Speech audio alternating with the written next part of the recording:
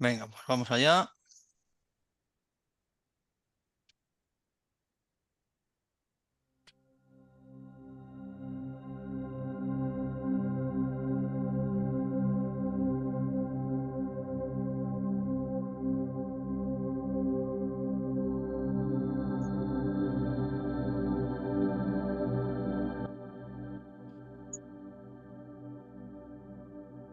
Bueno, pues Emilio empieza diciendo en una de sus reflexiones al inicio de esta exposición, pues que nadie muere por casualidad, ¿no? La muerte física es una decisión álmica donde impera el cómo y el cuándo, y el objetivo es de conciencia. Por ese tema, ya vale la pena respetar la decisión del alma, por mucho que nos duela, ¿no? El cuándo. En este punto es el alma cuando ya ha percibido que lo que tenía que hacer en la tierra lo da por terminado, ya lo ha hecho. Y lo que le corresponde en ese momento es volver al plano de luz. El libre albedrío impera en esta decisión porque es también desde el alma que se decide abandonar el plano terrenal.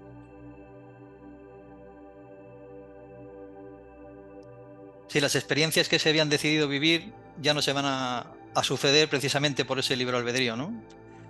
Las experiencias se eligen previamente a la encarnación, orientados en acuerdo con, entre otros, nuestros guías. Gracias al libre albedrío se pueden o no conseguir esas experiencias. Cuando el alma se da cuenta que ya no se dan las circunstancias para vivir esas experiencias, también se suele desencarnar. No es ningún fracaso no conseguir esas vivencias, puesto que siempre es una elección del alma en última instancia. Tampoco hay que dar importancia a si es terrenalmente corto o largo el periodo de encarnación. A nivel humano, por ejemplo, el que un hijo o hija abandone antes que un padre o una madre la encarnación. Esos son roles de las almas que tienen sentido en la tierra nada más.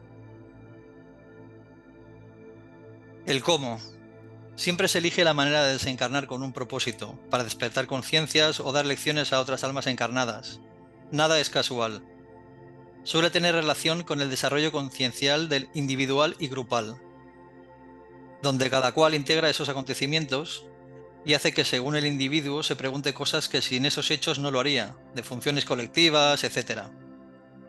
Justo antes de fallecer el cuerpo físico, el alma abandona el vehículo, término este que usa mucho Emilio, como ya sabemos, que usó para poder vivenciar la experiencia en la Tierra. Y este, al carecer de lo que la chispa que le da la vida, perece.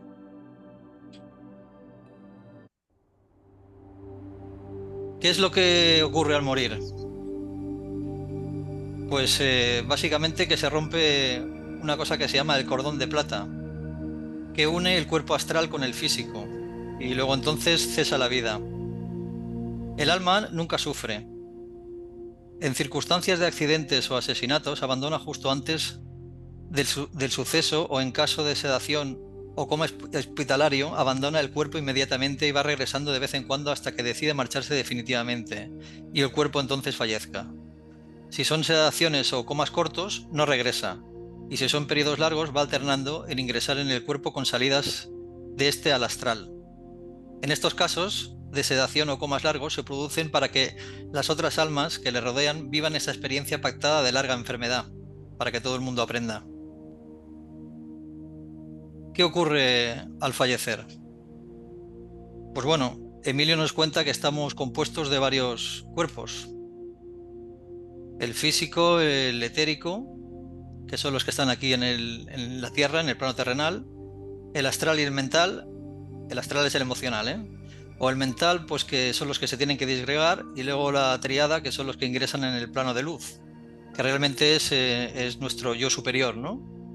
Que sería el causal. Aquí es donde almacena el espíritu todas las vivencias y de donde se nutren los registros acásicos. Y luego está el intuicional o el alma, como llama también Emilio, y el espiritual.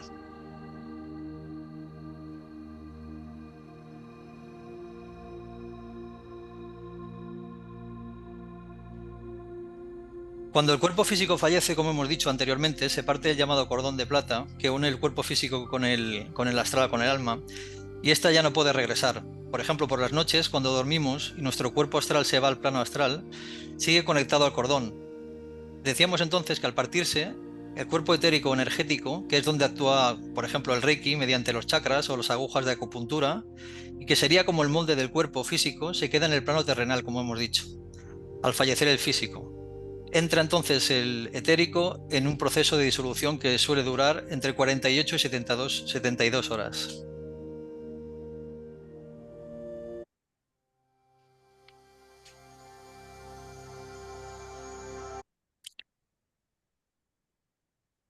Bueno, a partir de ese momento empieza la estancia en el plano intermedio o tránsito, que es de lo que queríamos hablar, ¿no? Que separa la vida física de la espiritual. Otras fuentes le llaman el plano astral, pero tienen la misma función, la de disolver el cuerpo emocional y mental. Según algunos, el mental inferior, puesto que el superior sí que accede al plano de luz, pero como hemos dicho antes, es la visión de Emilio y Emilio lo explica así. Sería como el plano que existe entre la orilla del plano físico y la orilla del plano de luz.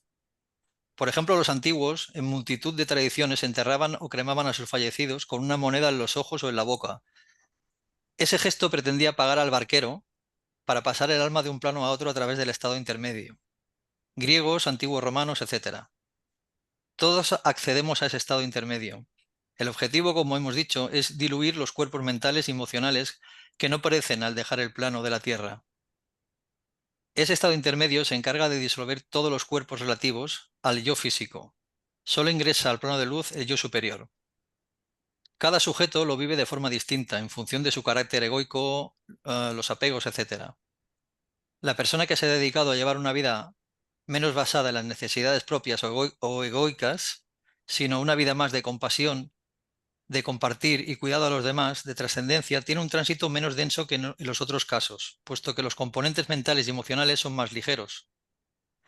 El estado de consciencia, o sea, la visión de nosotros mismos y de la vida, es el mismo en el momento de iniciar el tránsito que al desencarnar.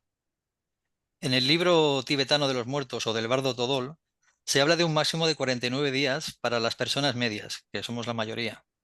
Y si se excede ese tiempo terrenal, por ejemplo, en el caso del cristianismo ya se habla de purgatorio, y cuando se hace muy, muy largo, pues los cristianos hablan del infierno.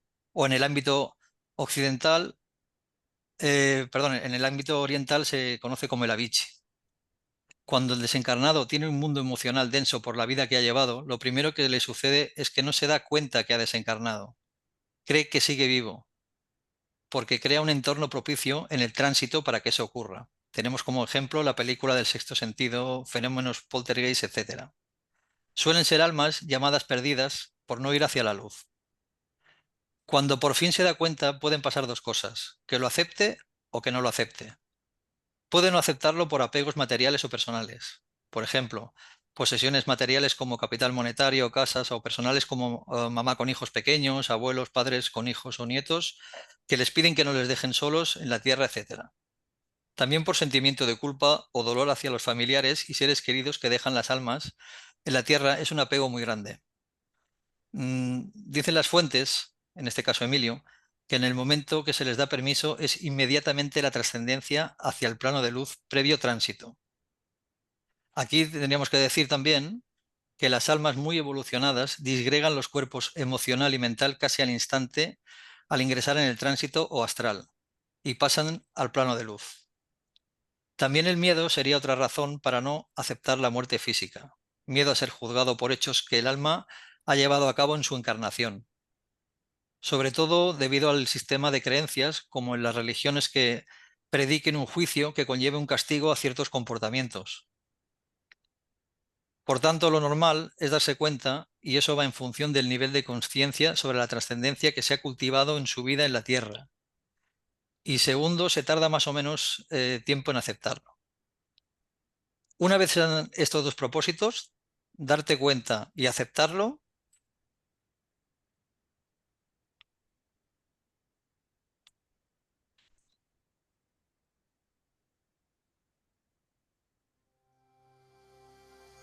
el alma decide avanzar hacia el plano de luz.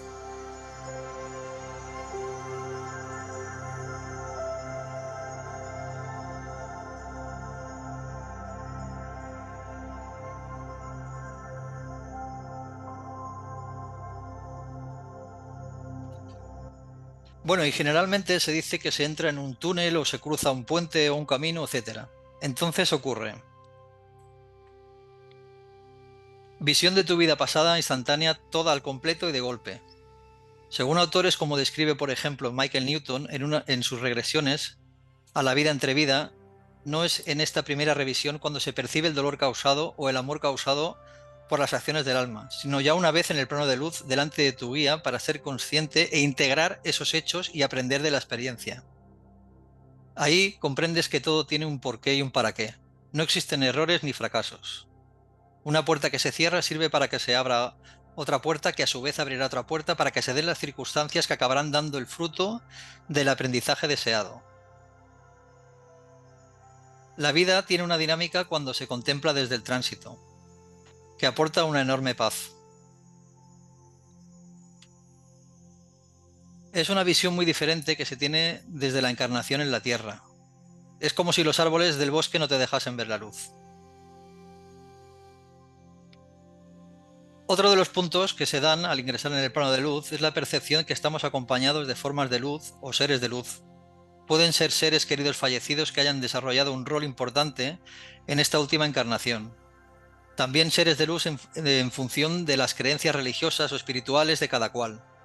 Es como un acompañamiento durante el túnel de luz de tus familiares o al final del túnel las figuras de estos seres de luz en las que creemos.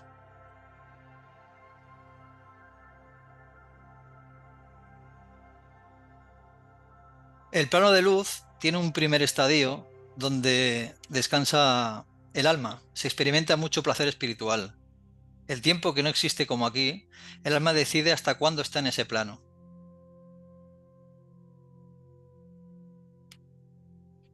En un segundo estadio es conocido como el estadio de servicio y sabiduría. Aquí el alma puede acompañar a otras almas en el tránsito o también se le resuelven todas las preguntas trascendentes que se han hecho en su vida. Pues, por ejemplo, ¿qué es la vida o la existencia que hacemos aquí? ¿Qué es el universo?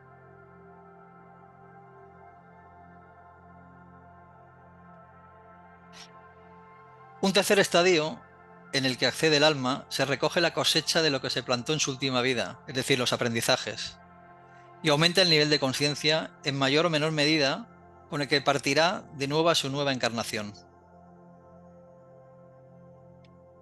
Deciros que esto no son lugares físicos, sino estados de conciencia. Aquí hay corrientes esotéricas antiguas como los rosacruces que llaman al alma en el plano de luz alma personalidad, por lo tanto seguimos siendo nosotros mismos. Antes de la última encarnación existieron otras vidas que completan una cadena de vidas que los orientales llaman la rueda del samsara y por tanto hay una identidad propia, como hemos dicho. No se trata de identidad física, sino de una identidad individualizada espiritual que conforma una serie de experiencias. También existen las relaciones o pactos de amor con otras almas, con las que las almas encarnan mayoritariamente una y otra vez, desarrollando diferentes roles en función de las necesidades evolutivas. De esto ya hemos hablado a veces, ¿no? Del tema de los grupos de almas. El reencuentro es maravilloso y siempre se reconocen pese a no tener aspecto físico. Es por una vibración concreta, mucho más diferencial que el propio aspecto físico que ya define y distingue a las almas en una encarnación. La explicación de las continuas idas y venidas entre planos es para poder elegir circunstancias como el cuerpo, las almas que van a rodear, el ámbito sociocultural y económico que propician el conseguir las enseñanzas previamente elegidas por las almas.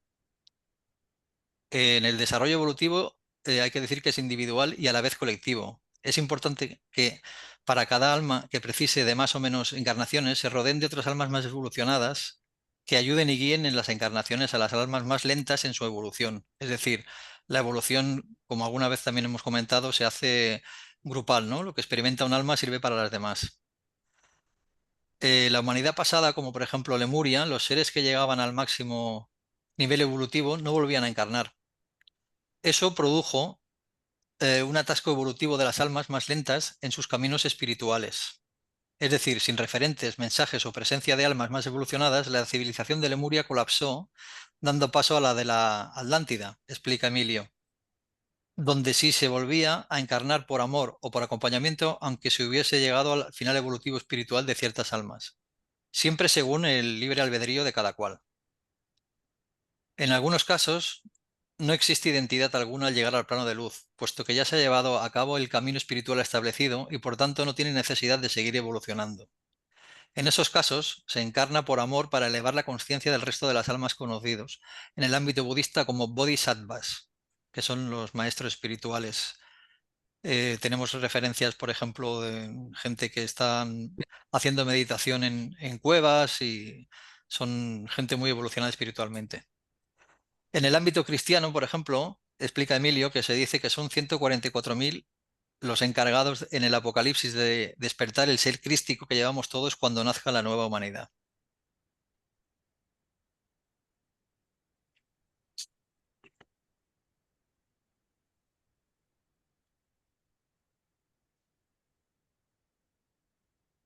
Y bueno, era un tema cortito, pero que queríamos haber dado ya de los primeros, pero bueno, vamos siguiendo un orden y nada, era un poco poner así pues en valor lo que explica Emilio Carrillo, que creo que es de las personas que con más claridad explica qué es esto del tránsito, ¿no? Que al final no deja de ser el paso de la vida terrenal al plano de luz, ¿no?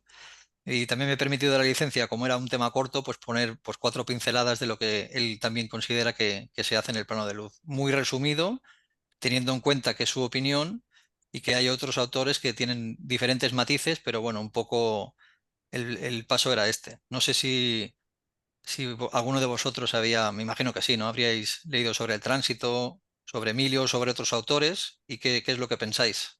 No sé si queréis, abra un poco así el debate y dais vuestro punto de vista.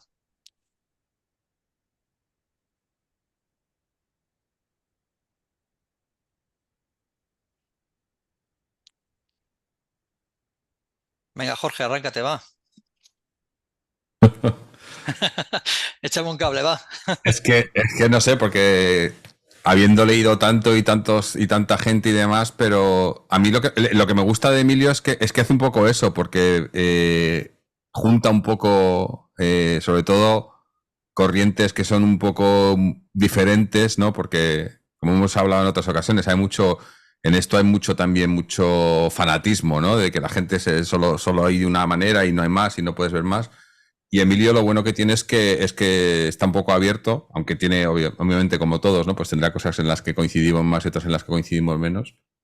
Pero se ve que ha estudiado bastante. Y yo en casi todo lo que dice estoy muy de acuerdo. O sea, también, y lo has dicho tú muy bien, una de las cosas en las que quizás más nos podemos fijar y creo que tienen más razón, que además llevan unos cuantos miles de años haciéndolo, son los budistas, ¿no? Creo que que además me gusta mucho porque es más una filosofía, mucha gente lo entiende como una religión, pero es una filosofía de vida.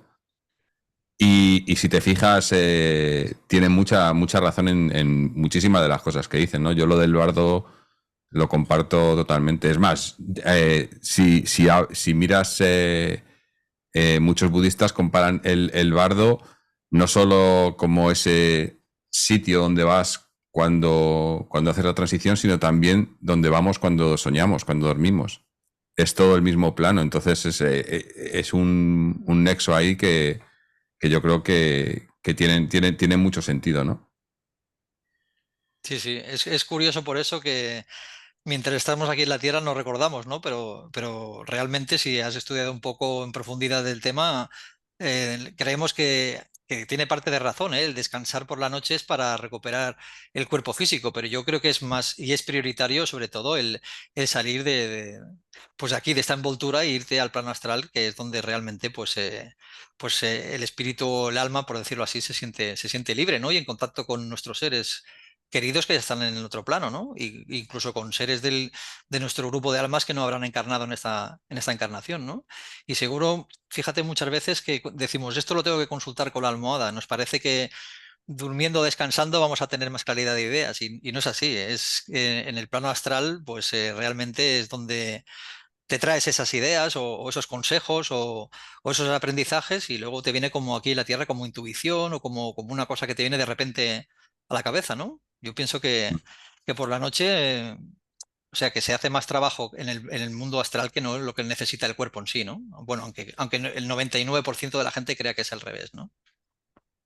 Sí, aunque no hay nada de ello está probado. O sea, eso es una de las cosas, ¿no? Por ejemplo, no hay científico que te pueda explicar por qué soñamos, que si lo que soñamos es real o no. O sea, no tienen explicación para ello. Entonces, siempre queda ahí la pregunta, ¿no? Pero yo creo también que eh, esto es mi teoría personal. Yo tengo mi teoría creo mucho en la teoría de la simulación, de que esto es una simulación, que esto lo creamos nosotros, nuestra conciencia. Y entonces, en el sueño, digamos que es cuando desconectamos de la simulación y conectamos más con la realidad auténtica, que es nuestra conciencia, que está fuera del físico. Y entonces es al revés, esto es el sueño, ¿no? Sí, sí, digamos que luego toma protagonismo la conciencia no local, ¿no? Que al final Mm, es lo importante y es lo que somos, ¿no? La conciencia local, pues es lo que hemos dicho, es lo que la mente aquí nos permite detectar, que es una parte muy, muy pequeña, ¿no? De lo que somos, ¿no? Realmente los sentidos, lo que es la conciencia con ese, son los cinco sentidos y eso es muy limitado, ¿no? Para realmente mm, todo lo que somos en realidad, ¿no? Pero fíjate tú, Jorge, que cuesta conectar, con el yo superior. Es decir, da un poco de coraje, ¿no? Que vamos cada X tiempo a ese plano, ¿no? Donde somos nosotros realmente y luego esa información no te la puedes traer, ¿no? Pero sí que es verdad que a veces te levantas, pues, no sé, más feliz que otros días o tenías un problema que te dándole vueltas por la cabeza y luego tienes más claridad de ideas, ¿no? Y creemos que somos nosotros mismos y no es así. Ese sosiego te lo da el visitar continuamente a saber, ¿no? Con quién hablamos o con quién ya no solo con familiares, también con los guías, ¿no? O con gente más sabia, ¿verdad? Que al final, mm. si esto estamos experimentando, de vez en cuando alguien desde el otro lado nos tiene que ir orientando, nos tiene que ir aconsejando, ¿no? Yo es lo que pienso, no sé. Yo es que creo que es una cosa un poco como, a lo mejor me imagino que muchos en este grupo, algunos por lo menos, hemos descubierto de todas las experiencias que hemos tenido, hemos descubierto cosas como la meditación, ¿no? Y descubres lo que ayuda, pero yo creo que los sueños, el prestar atención, el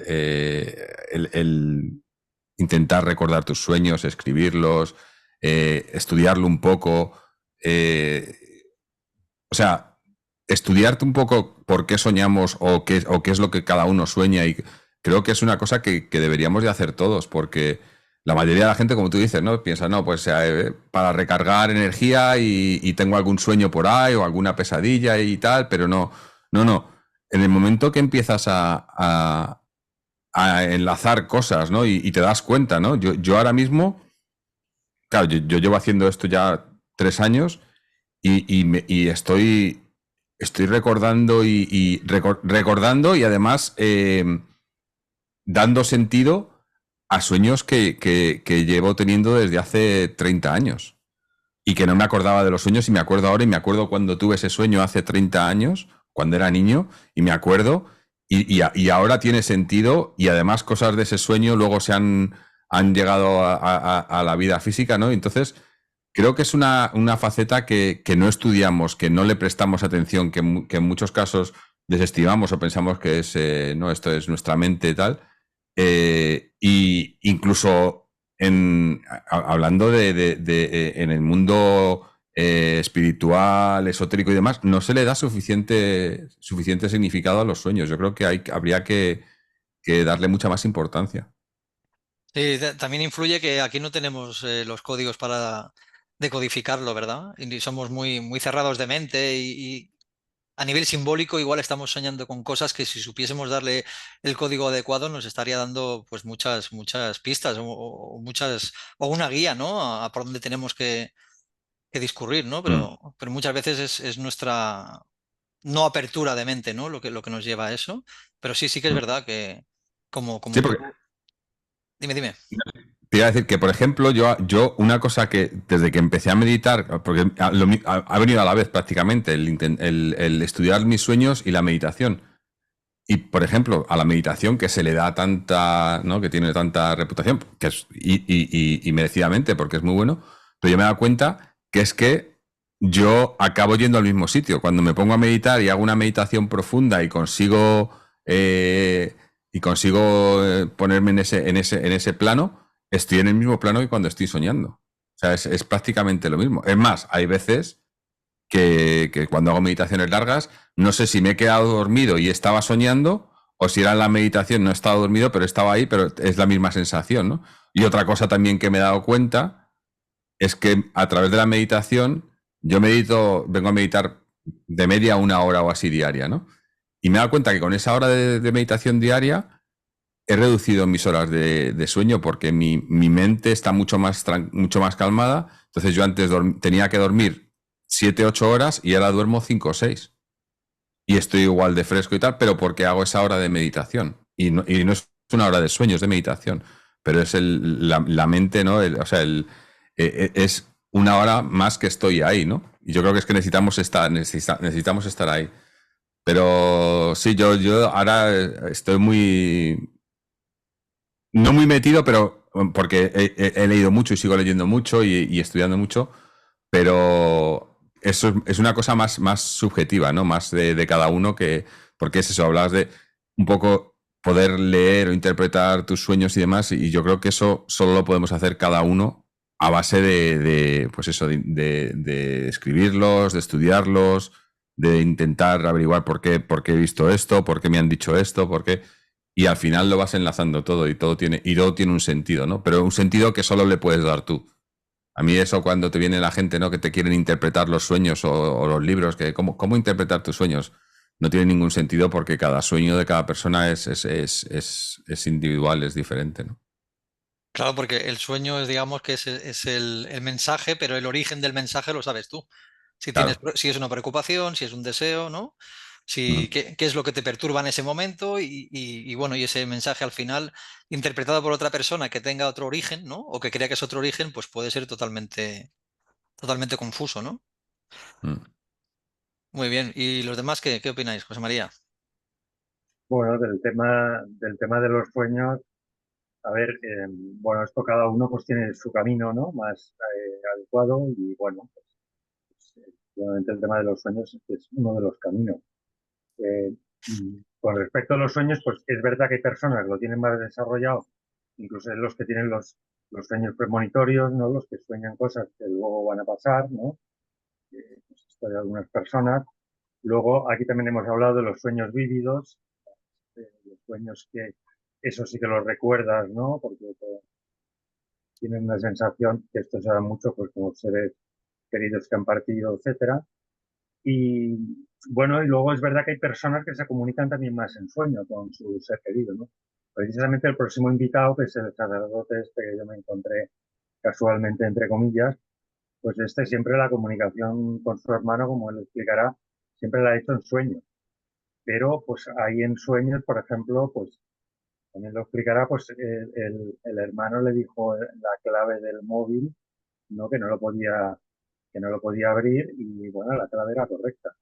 Así que, y luego, claro, lo que dice Jorge es verdad que sobre los sueños es una cosa muy personal y es verdad que no hay estudios y tal, porque quizás eso, quizás que no hay unas claves genéricas, digamos, estándares, sino que cada uno pues bueno, como es un método de comunicación y cada alma se ha trazado su camino, pues cada uno lo tendrá que interpretar o lo tendrá que aprovechar de la manera bueno, que en realidad tenía pactado, ¿no?